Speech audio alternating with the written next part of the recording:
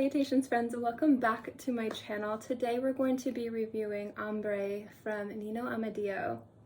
I'll tell you why I'm sitting here in a minute, but I love this scent so much. So we're going to talk about this scent. So let's get into the review. First things first, this was a gifted bottle from Maxaroma. They did send me this bottle for free in exchange for a review. I have had the pleasure of working with Maxaroma. They have been very generous when sending me things over the course of my YouTube career. And by career, I mean most definitely I am a YouTube hobbyist, but early on they've reached out and they've been very warm and generous and wonderful. So I always love working with Maxaroma. And also I've spent thousands of dollars, probably more than thousands of dollars on their website. So this is also a brand that I have, not a brand, a business that I have spent a lot of my money on. So I trust them as well. Now, this brand specifically is one that I've been very interested in, and of all the fragrances, this was the one that interested me the most. But real quick, I'm sitting here because I just did a test run of filming my room. I'm going to be doing a fragrance tour, and I wanted to do a quick kind of rough draft filming to see how it would work, because I'm probably going to do some real edits on it, like really try and edit this like real. So I'm really excited. And I find that when I review fragrances, I tend to kind of do like a quick talking in the mirror edit where I'll like talk and chat before I even turn on my camera or my iPad.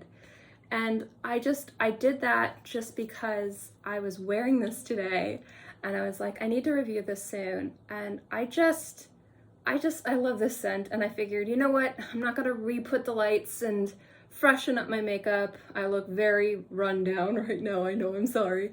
So this lighting right here is much more forgiving than that lighting. So you're gonna get the grainy Kristin today. But just know that just because you're not getting high contrast Kristin, which might be better for you guys, that doesn't change the quality of the scent. So this was sent to me for free to review. If you're interested in checking it out, there is a link below. It is a link that if you click, I do get commission, so thank you. I always like to be honest and upfront with links and when things are sent to me, because I think it's important for you guys to know. But this scent, Ambre from Nino Amaddeo, I love. So this scent is something that is a composition, a style of perfumery that I love to personally wear all the time. It is something that can be harder for people to wear, so this isn't going to be for everybody. But what I enjoy most about this scent is it has a very soft, powdery sensuality about it, and it kind of smells like really sexy, clean skin. But I like how it has some kind of texture to it. So when I talk about texture in a fragrance, the easiest way to do it is to use two examples. And I'm going to use a lemon and I'm going to use brown sugar. So with texture and flavor, if I say this smells like the flavor lemon, or this has kind of like almost like the sparkly texture of a lemon, we're going to talk about the texture would be like if you were to bite into it, it's acidity, it's sparkle. Some citruses almost kind of have aldehydic textures to it. One of the reasons why I like green mandarin so much is it kind of, to me, to my nose, kind of mimics sometimes the more waxy, fatty, more challenging aldehydes that I love so much. Not that they do, not that it does, but to my nose it does on my skin. And with citruses, specifically lemon, you have the sourness, the acidity, the citric acid that kind of makes your face make that funny face. And then you have the flavor of lemon, like if you were to have a lemon cookie or a lemon cake or a lemon sauce, like, you know, if you were to have like a chicken piccata, like the lemon piccata sauce, that's lemon. So then you have like brown sugar, you have the sweetness of sugar, and then you have the complexity and nuances of what like brown sugar smells like. Something a little bit more rich, more kind of like molasses, more syrupy. And when I talk about fragrances and notes, specifically the notes that I really focus on with texture, powders is one of them. Powders, you have the texture of a powder note in a fragrance, which is something stale.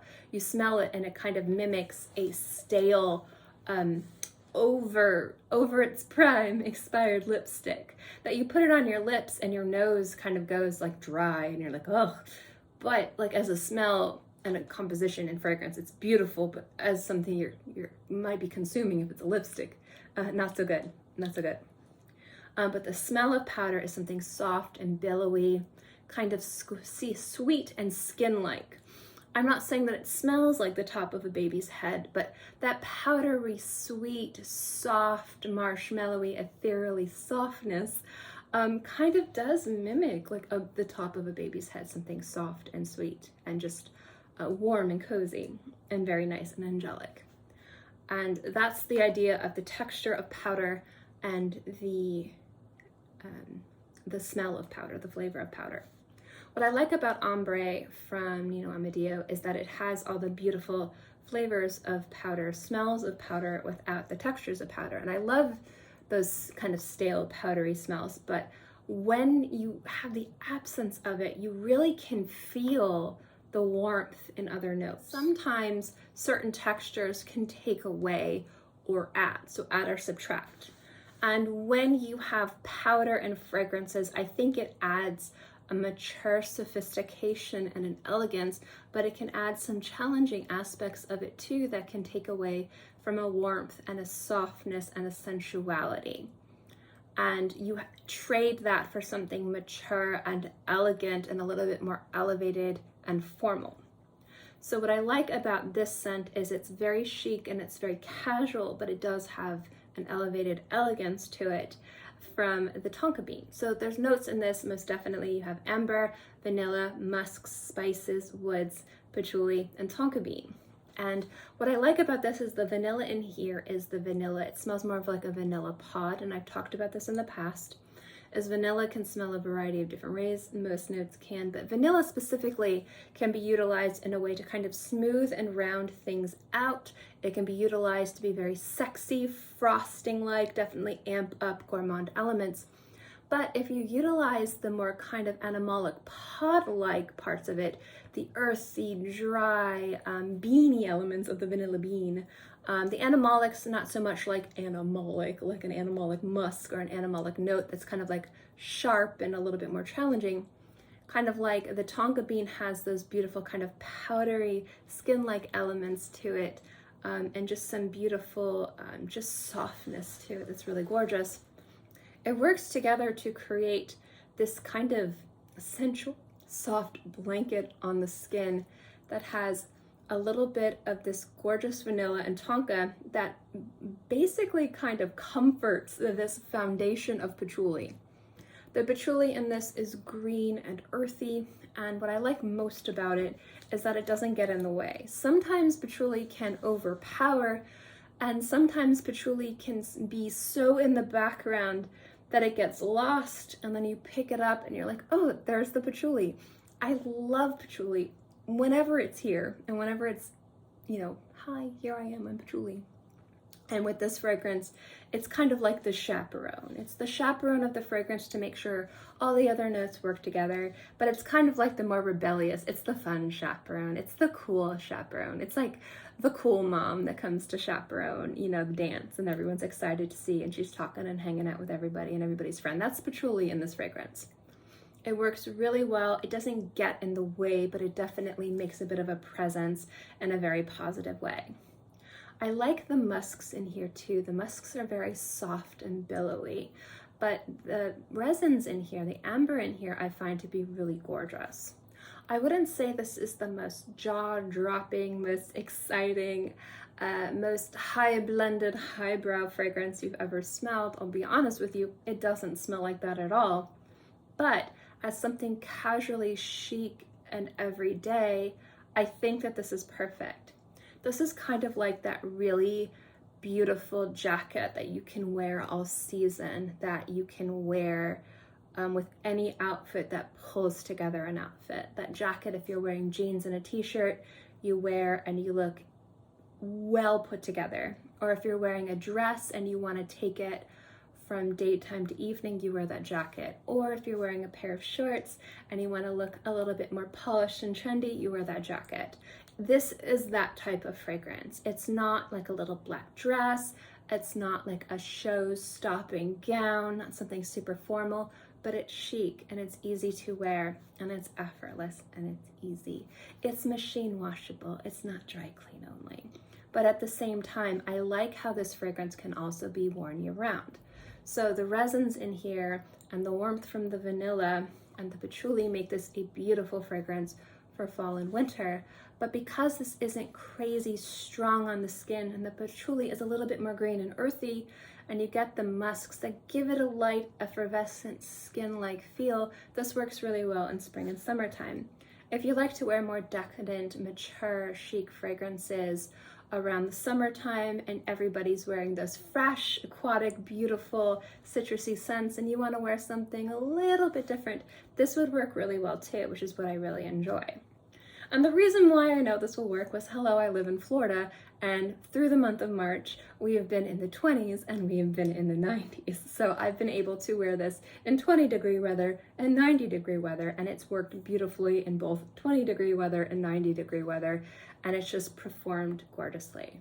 I also like the way that this smells on the skin. It just smells really soft, alluring, and just there's something about it that's just really effortless and easy, but at the same time, you just smell perfect. I like to smell like this in a way that it's a little bit different because you are wearing something that's musky and powdery and soft and sweet, but not in a way where the sweet is like a candy sweetness. It's like the flavor of sweetness. It's not like the powdery is powdery in a way that it's powdery, that you smell the powder, you smell the flavor of the powder. And I like how the resins in here give it a very soft and just very luscious sensuality without being too in your face.